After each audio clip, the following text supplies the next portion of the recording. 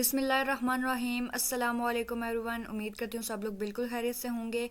आज हमारी mid term की लास्ट वीडियो है जिसमें 16, 17 और 18 लेक्चर हम कवर करेंगे। लेकिन उससे पहले क्या करना है कि जो पिछले 5 लेक्चर्स थे उनका एक शॉर्ट सा ओवरव्यू देख लेते हैं ताकि जो पहले पढ़ा है वो एक दफ़ा रिवाइज हो जाए।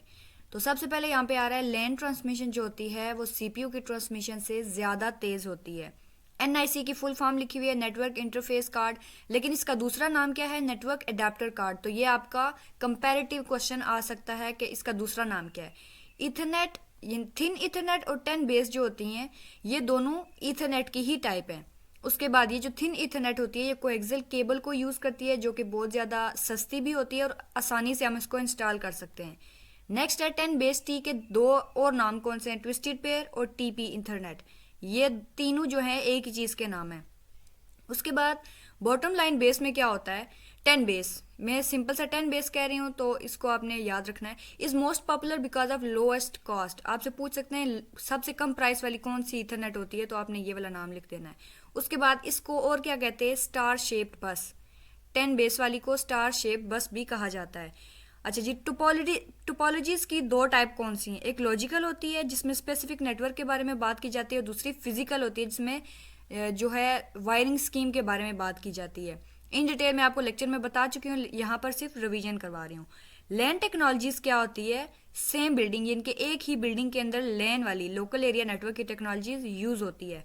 उसके बाद फाइबर मॉडेम के बारे में बताया गया था कि इसके अंदर डिजिटल सिग्नल्स को भेजा जाता है। रिपीटर्स क्या होते हैं? Are used when copper wire communication is carries out. और इसके बाद ये आपका मोस्ट रिपीटेड और मोस्ट इंपॉर्टेंट क्वेश्चन है, ये सेकंड पॉइंट जो है, 1 रिपीटर डबल्स, 2 रिपीटर ट्रिपल्स, यानी एक होगा तो डबल, 2 होंगे तो triple. The maximum cable length limitations. Bridge important question है आपका। ब्रिज क्या होता है? Is a hardware device also use to connect to LAN segment to extend a LAN. यानी कि लोकल एरिया नेटवर्क को बढ़ाने के लिए क्या किया जाता है? ब्रिज को यूज़ किया जाता है। उसके बाद जो ब्रिज है दो एनआईसीज यूज़ करता है। कौन कौन से? सीपीयू और मेमोरी एंड रोम। सीपीयू और रोम दोनों को यूज़ करता है। और ये क्या होता है? It only runs the code stored in the ROM. उसके बाद the most important task bridge perform is a frame filtering. Frame filtering वाला टॉपिक हमने किया था लेक्चर में, और ये मोस्ट इंपॉर्टेंट टास्क होता है किसका? ब्रिजेस का। लास्ट पॉइंट आता है it is not always possible to connect two sides with optical fibre. Optical fibre हमने क्यों यूज़ किया था? लेन को कनेक्ट करने के लिए, लेकिन बहुत ज़्यादा एरिया के लिए हम इसको भी यूज़ नहीं कर सकते, तो इसके लिए ज़्यादातर सेटेलाइट्स वगैरह का काम यूज़ किया जाता है। दो कॉमन मेथड है किस चीज़ के? मतलब लंबे एरिया के लिए या ज़्यादा डिस्टेंट हो किसी चीज़ का, तो उसके लिए दो चीज़ें यूज़ की जाती हैं, लीस्ट सीरियल लाइन कनेक्शन और लीस्ट सेटेलाइट। सीरियल लाइन और दूसरा सेटेलाइट चैनल। तो ये क्या? आर्बिट्री लॉन्ग डिस्टेंस, ज़मीन के आर आर पार घूमता है, वो आर पार नहीं इर्द गिर्द घूमता है। और उसके बाद ये क्या है? Less distant. ये भी लेंथ से नॉर्मल से ज़्यादा होता है, लेकिन जो इसका भी कोई डिस्टेंट होता है वो कम ही होता है। आई होप समझ आ गई होगी आपको। अच्छा, उसके बाद स्विच लैन के बारे में क्या करते हैं जी, ये आपने देख लेना। डीएसटी की फुल फॉर्म। स्विच क्या होती है? Consist of single electronic device that transfer frame among the connected computer. तो ये क्या करती है? Signal electronic device that transfer frames को ट्रांसफर करती है स्विच्ड लैन। 3 टाइप्स होती हैं नेटवर्क की, लैन, मैन और वैन। इसकी डिटेल आप खुद पढ़ लीजिएगा। तो यहाँ तक थे। अब हम अपने लेक्चर्स की तरफ चलते हैं। Lecture number 16, routing. राउटिंग क्या होती है? हब से मिलता जुलता होता है, ठीक है। तो राउटिंग से पहले हम यहाँ पे एक चीज़ देखेंगे, सोर्स इंडिपेंडेंस। अब ये क्या चीज़ होती है? सोर्स इंडिपेंडेंस का मतलब होता है किसी चीज़ की ज़रूरत नहीं है, यानी कि ये ऐसी चीज़ होगी जिसमें सोर्स की ज़रूरत नहीं होगी। तो इस फिनोमेना को क्या बोलेंगे? Source independence. यहाँ पे प्रॉपर डेफिनेशन देखें। Next hop to destination does not depend on a source of packet. Source का पैकेट हो या ना हो, लेकिन जो नेक्स्ट होप है अपनी जगह पर पहुंच जाएगी, तो इस चीज़ को बोलेंगे सोर्स इंडिपेंडेंस। पैकेट स्विच को क्या चाहिए होता है? ये not have complete information about all destination. इसे कंप्लीट इन्फॉर्मेशन जो है नहीं चाहिए होती। Hierarchical addressing and routing. The process of forwarding the packets of information is called routing. यानी कि पैकेट्स को आगे पहुंचाने का या इंफॉर्मेशन को आगे पहुंचाने का काम राउटिंग कहलाता है। नेक्स्ट, ये भी एमसीक्यूज के तौर पर आ सकता है, आपने देख लेना कि ये कोलैप्स कैसे करता है। राउटिंग इन अ वैन। वाइड एरिया नेटवर्क के अंदर राउटिंग कैसे होती है? तो as there will be more computer there will be more traffic of information. जितने ज़्यादा कंप्यूटर होंगे उतनी ज़्यादा ट्रैफिक होगी। तो हम क्या कर सकते हैं, we can add capacity of to वैन by adding more links and packet switch. ये आपका इंपॉर्टेंट है शॉर्ट क्वेश्चन के लिहाज से। कैसे हम उस चीज़ को बेहतर कर सकते हैं? तो bye adding more links and packet switches. Packet switches need not have computer attach. Computer की ज़रूरत नहीं होती, बस उसको सिंपल सा वर्ड याद रखना है।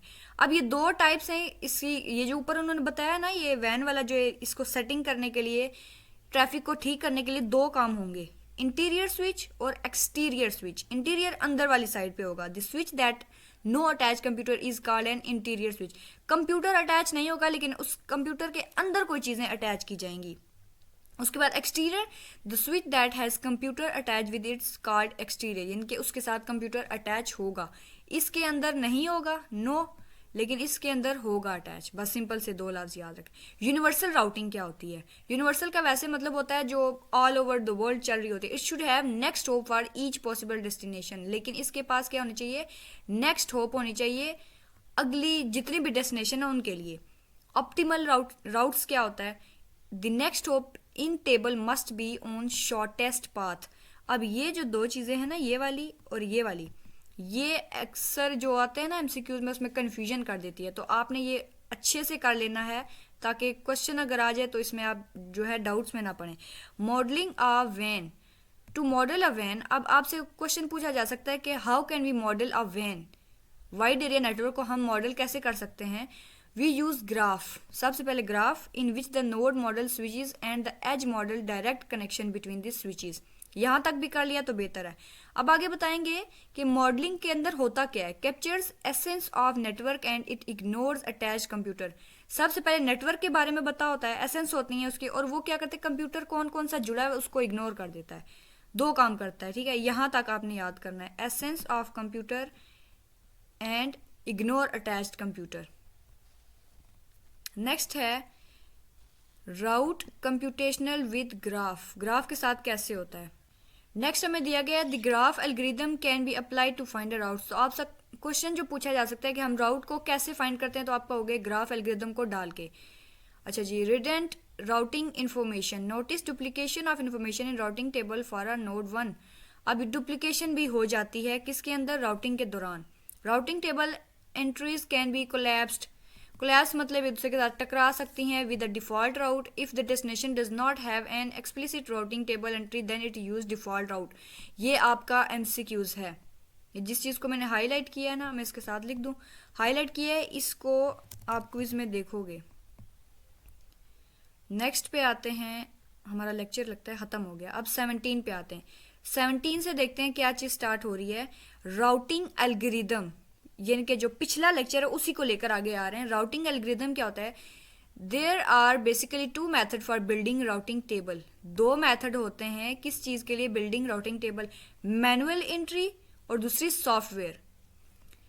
और उसके बाद further there are two method for computing routing table information. अब दो चीज़ें यहाँ पर जहन में रखने वाली हैं। ये क्या कर रहा है? टेबल को बिल्ड कर रहा है। और यहाँ पर क्या हो रहा है? कंप्यूटिंग राउटिंग टेबल, कंप्यूट कर रहा है। वहाँ पे बिल्ड कर रहा है, यहाँ पर कंप्यूट कर रहा है। तो इसके भी दो चीज़ें हैं, स्टैटिक राउटिंग और डायनामिक राउटिंग। अब ये वर्ड से आपको पता चल जाना चाहिए स्टैटिक और डायनामिक का मतलब क्या है। Static routing, it is done at boot time.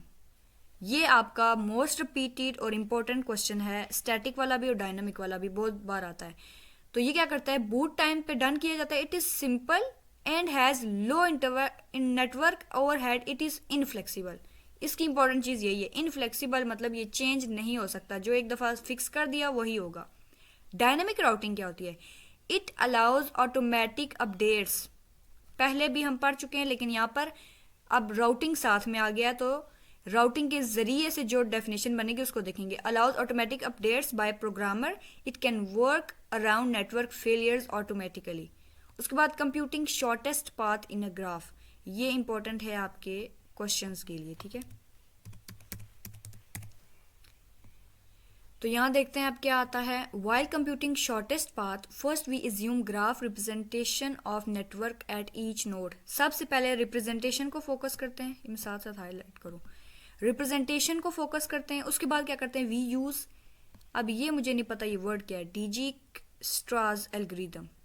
सबसे पहले रिप्रेजेंटेशन, फिर ये वाला algorithm to compute shortest path from each node to every other node. एक नोड से दूसरे नोड की तरफ जाते हुए सबसे पहले रिप्रेजेंटेशन और उसके बाद ये वाला एल्गोरिदम यूज होगा। देन एक्सट्रैक्ट, अब ये तीसरा स्टेप है, यहाँ पर मैं लिख दूँ, ये 3 स्टेप्स हैं, ठीक है, ताकि आपको ये एक ग्राफ पढ़ते हुए ना इतनी ज़्यादा मुश्किल ना हो। दूसरा और ये वाला जो है ये तीसरा है, यहाँ 3 लिख दिया। ये 3 स्टेप्स हैं किस चीज़ के लिए, computing shortest path in a graph. Then extract next hop, अब तीसरी होप को एक्सट्रैक्ट करना है इन्फॉर्मेशन की from resulting path information and insert next hop information into routing table. Resulting वाले से लेना है और यहाँ राउटिंग टेबल की तरफ दे देना है। अब ये 3 पॉइंट्स पढ़ने के बाद देखते हैं वेटेड ग्राफ के बारे में। आता है डी, अब मैं इसको डी एल्गोरिदम बोलूँगी। D algorithm can accommodate weight on edge in a graph. Graph के एज पे वेट को अकोमोडेट कर देता है। उसके बाद the shortest path is then the path with lowest total path. इनके जो शॉर्ट वाला पाथ होता है वो क्या होता है, वो कम और टोटल वेट होता है, sum of weight with all edges.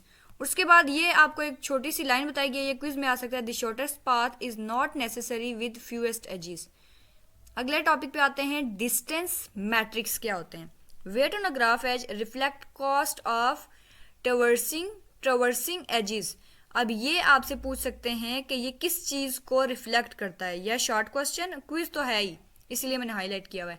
This cost may be in time, dollar और hop counting, weight is equal to 1।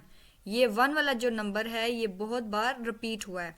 Distributed route computation, each packet switch computes its routing table locally and send message to the neighborhoods या neighbors। periodically इसके अंदर जितनी भी information होती है वो सारी periodically होती है, यानी कि जो बने होते हैं ना, जैसे पीरियोडिक टेबल पढ़ा था तो उसी तरह हर चीज़ अपने पोर्शन में पड़ी होती है। डिस्टेंस वेक्टर राउटिंग, अब ये डिस्टेंस वेक्टर क्या होता है, local information is next hop routing table. अब ये आपका क्विज है, जो लोकल इन्फॉर्मेशन होती है क्या होती है, नेक्स्ट होप राउटिंग टेबल होती है, और उसके बाद डिस्टेंस फ्रॉम ईच स्विच होता है। This switches periodically broadcast topology information, destination and distance. ये आपका एमसीक्यूज, ये शॉर्ट क्वेश्चन बन सकता है। वेक्टर डिस्टेंस एल्गोरिदम क्या होता है, it is explained in more detail. Packet switches wait for next update, जो पैकेट स्विचेस होते हैं वो अगली अपडेट के लिए वेट करते हैं, और they iterate through entries in the message. यहाँ पर इतना ज़्यादा इंपॉर्टेंट नहीं है इसलिए मैं ज़्यादा डिटेल में नहीं जा रही, लेकिन एक दफ़ा बस रीड कर लेना है आपने। लिंक स्टेशन राउटिंग क्या होती है, ये आपका क्वेश्चन आ सकता है। In link state routing network topologies is separated from route computation. Separate कर देता है राउट कंप्यूटेशन से, तो इस चीज़ को बोलते हैं लिंक स्टेट राउटिंग। कंपैरिजन देखते हैं, distance vector routing, it is simple, ये सिंपल है, कौन सा वाला, डिस्टेंस वेक्टर वाला। उसके बाद जो लिंक वाला है वो कॉम्प्लेक्स है। Packet switch updates it's on routing table, ये खुद अपडेट करता है, ऑन राउटिंग टेबल को अपडेट करता है, लेकिन यहाँ पे क्या है, switches perform independent computation, independent होती है। इट यूजेस RIP, अब ये आपका इंपॉर्टेंट क्वेश्चन है, ये वाला क्विज है आपका, कि डिस्टेंस वेक्टर क्या चीज़ यूज करता है, तो आप कहोगे RIP, और अगर लिंक के बारे में पूछा जाए तो आप कहोगे OSPE, सॉरी F है, E नहीं F। तो ये जो कंपैरिजन है इसको क्विज और शॉर्ट के लिहाज से, दोनों के लिहाज से याद कर लें। उसके बाद एप्रानेट, ये सारी अब वैन की जो है एग्जाम्पल के तौर पर हमें बताई जाएंगी। ARPANET क्या होता है, ये 1960s में शुरू हुआ था। It was founded by advance research project agency. ये आपका क्वेश्चन है जो कि मैंने कई दफ़ा देखा है पास्ट पेपर में, which is an organization of US defence department. अब ये 3 हमारी लाइंस हो गई और तीनों के अंदर अलग अलग question. It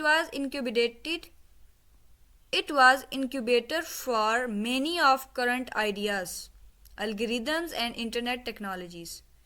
it was early standard for connection oriented. अब ये आपसे क्वेश्चन पूछ सकते हैं कि जो ARPANET है ये क्या है, स्टैंडर्ड कनेक्शन ओरिएंटेड है, IFU के बारे में इससे स्टार्ट हुआ था, और उसके बाद ओरिजिनली क्या था, CCITT। फ्रेम रिलाई क्या होता है, it is used for Telco service for delivering block of data. Frame rely को टेल्को सर्विस के तौर पर यूज़ किया जाता है डाटा को सेंड करने के लिए। उसके बाद इसकी ये जो चीज़ है ये आपने याद रखनी, ये MCQ है 56 KB पर सेकेंड, किलोबाइट पर सेकेंड या MB पर सेकेंड।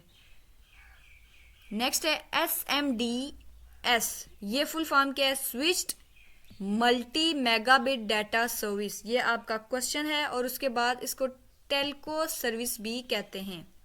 ATM ऑलरेडी पढ़ चुके हैं, सिंक्रोनियस ट्रांसफर मॉडेम या मॉड। अच्छा, ये यहाँ से मैं आपको करवा देती हूँ, हो सकता है कुछ अलग हो इसमें। It was design eight single technology, single technology के तौर पर यूज किया गया था। Video and data and has low jitter. Low jitter वाला क्वेश्चन आपका आता है कि लो जिटर किसका है? ATM का है। उसके बाद it is used fix size small cells and 48 octets data and 5 octets header, ये भी आपका क्वेश्चन आ चुका है। It can also connect multiple ATM switches into network, बहुत सारे ATMs को एक नेटवर्क में जोड़ा जा सकता है। लास्ट लेक्चर आ गया हमारा connection oriented networking and ATM। अब ये पिछले लेक्चर से ही जुड़ा होगा, ATM के बारे में पढ़ेंगे और उसके कनेक्शन के बारे में पढ़ेंगे। LAN and WAN can both connect multiple computer but they have different base technologies and meet different goals। लेकिन अब इस बात की समझ तो आ गई होगी ना कि LAN WAN क्या होते हैं? दोनों को जोड़ा जा सकता है कंप्यूटर को जोड़ने के लिए, लेकिन बहुत सारी टेक्नोलॉजीज में ये डिफरेंट लेवल के लिए या डिफरेंट मकसद के लिए यूज होते हैं। तो इस वजह से अब हम आगे देखते हैं होगा क्या। ATM is a single technology that is design to meet the goals of both LAN and WAN। इसीलिए ATM इंपॉर्टेंट है कि वो LAN और WAN दोनों के काम एक साथ करता है। ATM uses the concept of connection oriented networking. Connection oriented networking ये आपका MCQs है। हाईलाइटेड बार बार बताने की ज़रूरत नहीं है, लेकिन मैं फिर भी रिवाइज इसलिए करवा देती हूँ ताकि आप थोड़ा गौर से इसको सुनना शुरू कर दें। नेक्स्ट है असिंक्रोनियस ट्रांसफर मोड, क्या होता है? Telephone companies telcos introduced ATM to meet several goals. Telco company थी जिसने क्या किया था? ATM का मतलब बताया था पहली बार कि ATM क्या भला होती है और ये कैसे काम करेगा। उसके बाद jitter is the term use for variance in transmission delay. Transmission delay के अंदर जो वेरिएंस होती है मुख्तलिफ तरह की, उसको यूज किया जाता है जिटर को। इसके लिए jitter is significance for voice, आवाज के लिए, वीडियो के लिए और डाटा के लिए जिटर यूज कर सकते हैं। In lens jitter can occur when the packet is delayed because the network is busy. अब ये इंपॉर्टेंट है आपका यहाँ से। लैन के अंदर जिटर को यूज किया जाता है किस काम के लिए? ताकि वो डिले जो हो रहा है ना सिस्टम उसको डील कर सके।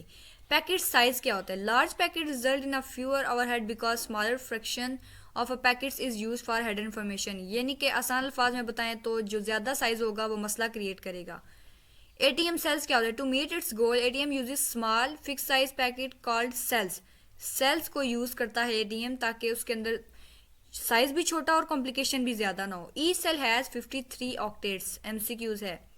ATM के अंदर हर सेल के कितने ऑक्टेट्स होते हैं? 53। VPI एंड VCI ये अगेन आपका MCQs आ गया। Field identify the cell destination. मैं साथ साथ इसलिए लिख रही हूँ क्योंकि बुक में अब दोबारा एडिटिंग करने का मुझे टाइम नहीं मिलेगा। उसके बाद ये 1% इंजीनियरिंग वाला क्वेश्चन भी आता है। कनेक्शन ओरिएंटेड सर्विसेज क्या होती हैं?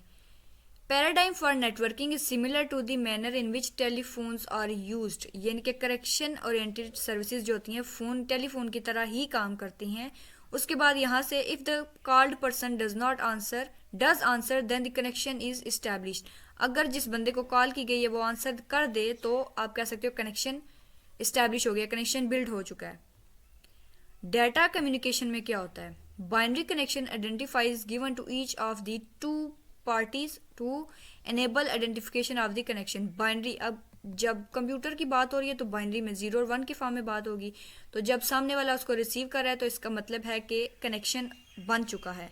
वर्चुअल चैनल और सर्किट्स लास्ट टॉपिक है 18 लेक्चर का, और हो सकता है आपका मिड टर्म यहाँ तक ही होता है तो आप कह सकते हो आपके मिड का भी लास्ट टॉपिक हो गया। चलें आप स्टार्ट करते हैं। आगे है क्या? वर्चुअल चैनल्स और सर्किट्स। अब ये आपका क्वेश्चन है कि वर्चुअल चैनल का दूसरा नाम क्या है? Circuit. Called virtual channel connections in ATM के अंदर जो कनेक्शंस होते हैं, ऊपर कनेक्शंस के बारे में पढ़ा था ना, आप पढ़ेंगे उन कनेक्शंस का नाम क्या है? Virtual channels. वर्चुअल चैनल्स क्यों कहते हैं? क्योंकि ये असली दुनिया में एग्जिस्ट नहीं करते। A term preferred by some, these are called virtual since connections are formed in ATM by starting values in memory location in ATM switches as opposed to making actual electrical connection। उसके बाद VC is identified by 24 bit, ये आपका quiz है। Formed from the VPIR virtual path indicator, again आपका quiz आ गया और इसके बारे में पूछा जाएगा ये कितने बिट। VC 24 बिट का होता है, VPI 8 बिट का होता है, which identifies particular path through the network. अब ये VPI का आगे काम बताया गया। And VCI virtual channel indicator 16 bit का, वर्चुअल पाथ वाला 8 का होता है और जो चैनल वाला होता है वो 16 बिट का होता है। मैं एक दफ़ा फिर रिपीट कर दूं, VC 24 बिट का होता है, वर्चुअल पाथ 8 बिट का होता है और जो लास्ट वाला होता है वर्चुअल चैनल, ये 16 बिट का होता है।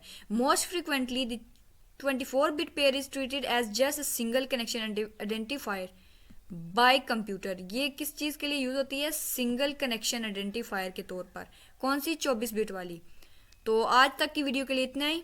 इंशाल्लाह 1920 का भी बना दूंगी, हो सकता है अगर आपका सिलेबस ज़्यादा हुआ तो ये भी आपका कवर हो जाएगा। आई होप मेरी जो वीडियोस हैं, शॉर्ट वीडियोस थी, आपको एग्ज़ाम में बहुत बहुत ज़्यादा हेल्प करेंगी अगर आपने फोकस से सुना हुआ तो। लास्ट पर इतना ही कहूँगी, चैनल को जाते हुए लाजमी सब्सक्राइब करिएगा, वीडियो को लाइक करें और कमेंट में लाजमी बताया करें वीडियो में किस तरह से इम्प्रूवमेंट ला सकती हूँ या फिर आपको और किस बुक के बारे में लेक्चर्स चाहिए। बिल्कुल एंड टाइम पे एग्ज़ाम में स्टूडेंट्स आके बताते हैं मैम ये वाली वीडियो बना दें, वो वाली वीडियो बना दें। तो बिल्कुल एग्ज़ाम्स के दौरान में कैसे एक दिन में या 2 दिन में सारी वीडियोस बनाऊँ, बहुत मुश्किल होता है। तो आप पहले मुझे बताया करें ताकि मैं कोशिश किया करूँ कि एग्ज़ाम से पहले, महीना पहले, क्योंकि सीरीज़ कंप्लीट होने में भी काफ़ी दिन लगते हैं, तो मैं लेक्चर्स बना दिया करूँ। और अगर आप लोग पेड कोर्स करना चाहते हैं तो आप मुझे ईमेल एड्रेस पे कांटेक्ट कर सकते हैं। मिलते हैं फाइनल टर्म की तैयारी में। रखिएगा तब तक के लिए अपना बहुत सारा ख्याल। अल्लाह हाफिज़।